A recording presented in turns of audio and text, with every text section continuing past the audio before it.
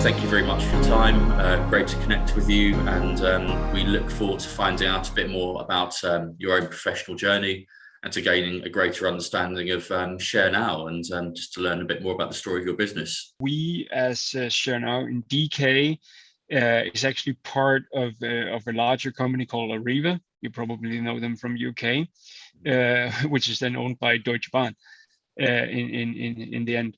But about 8 years ago, we started to look into a different, let's say, philosophy in regards to bringing solutions to our customers, where we were then capable of keeping them within public transportation.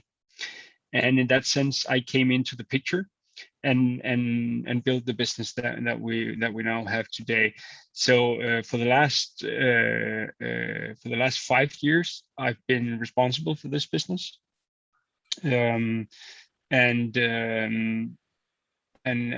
before that, I was responsible for business development within Arriva, where one of the things I was creating at that point in time was our mobility services division.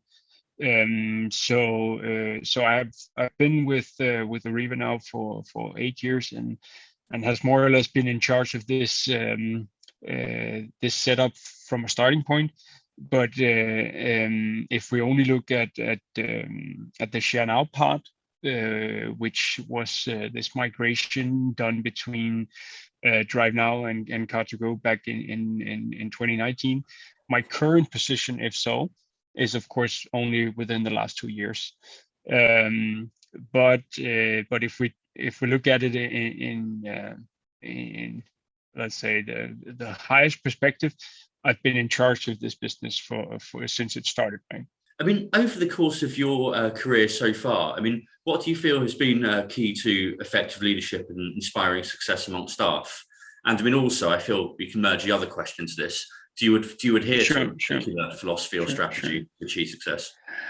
Well, due to my technical background, but also due to the journey I've been through, I think I do tend to be more of what do you say? It's like a playing coach on the teams, right?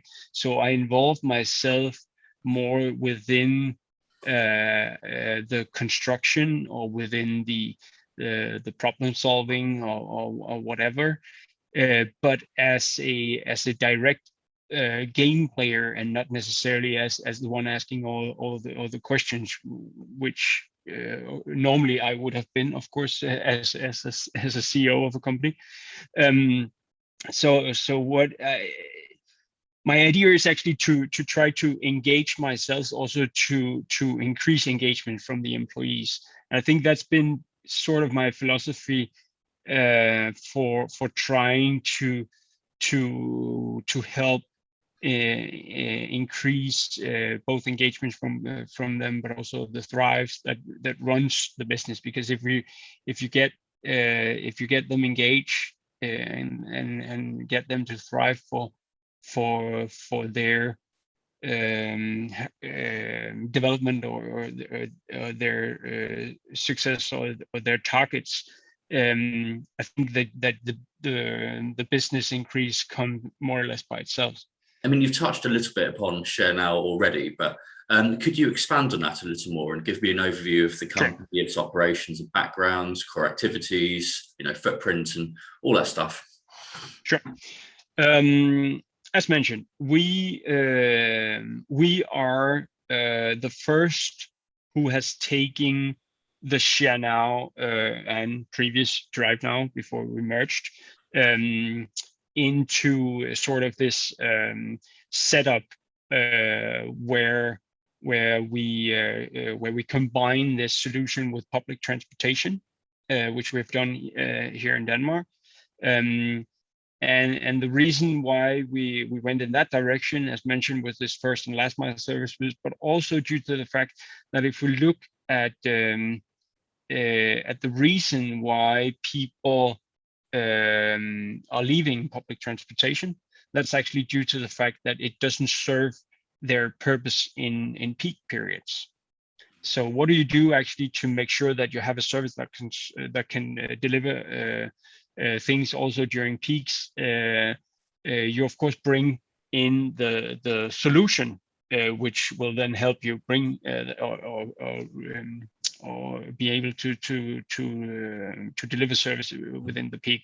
And there actually, I think it's quite funny because I also said to your colleague Malvern when I spoke to him that I don't know if you're familiar with this expression that Einstein had. You cannot solve problems with the thing that actually created the problem, right? And the reason why we are in this mess is that at a point of time, somebody created cars in a which is a very comfortable solution to bring you from A to B.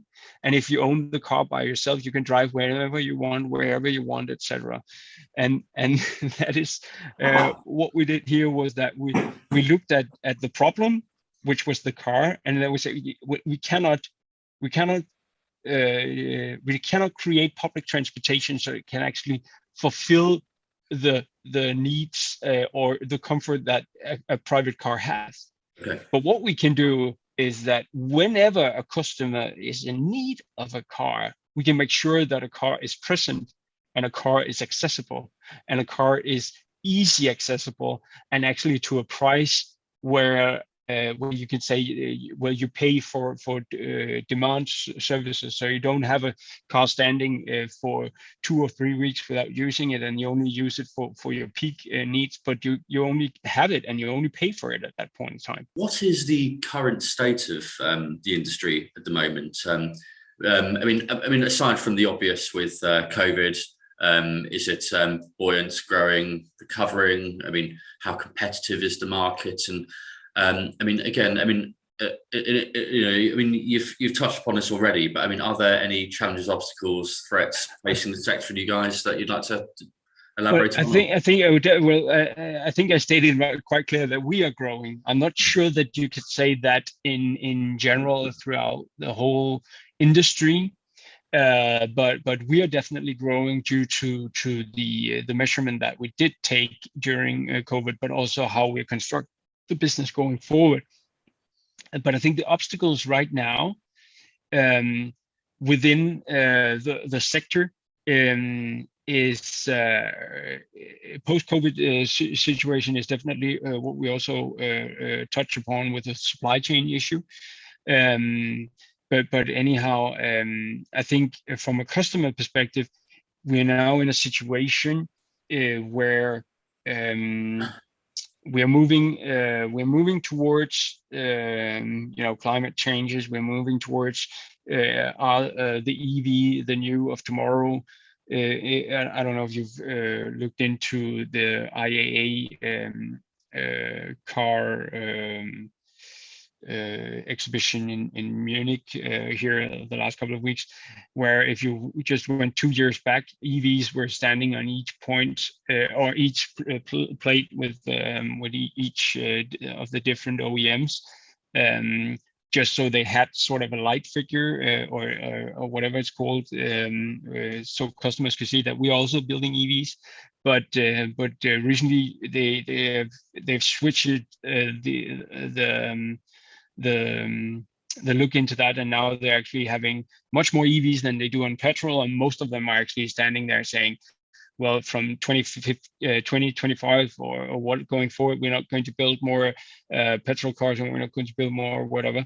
And I think that is also, even though it's not directly affecting our business, is indirectly affecting that customers are saying, okay, if I'm going to do this change, if I'm going to go towards EVs, if I do need to have a car in my household, maybe I need to look at what is my needs of transportation. What is actually my need of having a car? On the topic of supply chain partnerships and the importance of forging strong relationships, is there anything you'd like to kind of contribute on this front? Any Any suppliers you feel have been particularly worthy of mention? Just anything in general in supply chain you'd like to touch upon, or? Well, other than what we already spoke about with the issues around the supply chain, I think the most important partners for us is, of course, the OEMs. That's sort of the asset that we bring our service to our customers with, right? So the cars are very important, and here I think we have a good relationship with them. Now we're working together with BMW, Daimler Group, and also Stellantis, and Stellantis, who has I can't recall, I think it's 8 or 10 different kind of brands under them, right? But anyhow, what we see there is also they've also been more open, and that's also one of the reasons why we are working together with them. So they've been more open of actually building up a solution, a supply chain, a service towards us, so we're actually capable of having cars ready on the street, right? So it doesn't similar to what we also see in our public transportation business here, when we have 100 buses running around in a special line or in a special service. We don't want to have 120 buses to be able to run 100 buses. We might want to have 102 buses, so whenever one breaks down, we can get one in. But to have a large proportion extra to make that service run, it doesn't help us, because that's bad for business, and it's also bad for the users or the passengers, because they need to pay more for the service then, of course. So what we tried in our business as well is also to have a supply chain and a setup, so that, of course, we need to have more cars than what we actually have present on the street. But in our sense, it's actually only a couple of percentage more that we need to have to fulfill the demand, and that has been sort of a journey compared to where we started, where we started with 400 vehicles, electric vehicles in Copenhagen, where at that point in time it was like only 350 of those who was actually on the street. So a quite big proportion of them were not working, or were in a phase of not working and being solved. Where now it's even less than those 50 cars that we have out, and that's even though we have more than the double amount of vehicles, right? So I think we are in a situation where we have a much better alignment with the supply chain, but also with the supply chain sort of understand our needs. So just a simple thing as we do measurements all the time. So if it's always the front bumper which are damaged, we make sure that they at all times get front bumpers back, and they all, even though the car isn't in there, we already give them information that it now a white BMW 1 Series come in, so please have a white front bumper ready, and the car comes in, get it shifted, and it's out again, and we can get the car in the street immediately. So I think maybe that sounded a little bit more like a pit stop, but it's getting closer to a pit stop strategy, right? So the car needs to be situated as short as possible. So shortly, that's on the operational side. On the other hand, on our marketing and go-to-market setup, I also think that the supply chain there, that's of course in different ways, because that's more of a digital supply chain.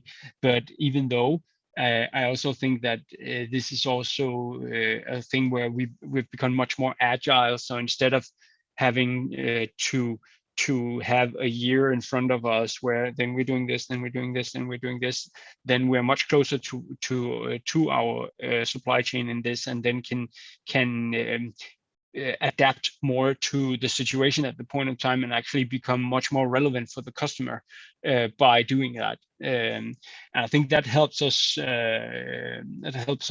gain the numbers that we do get.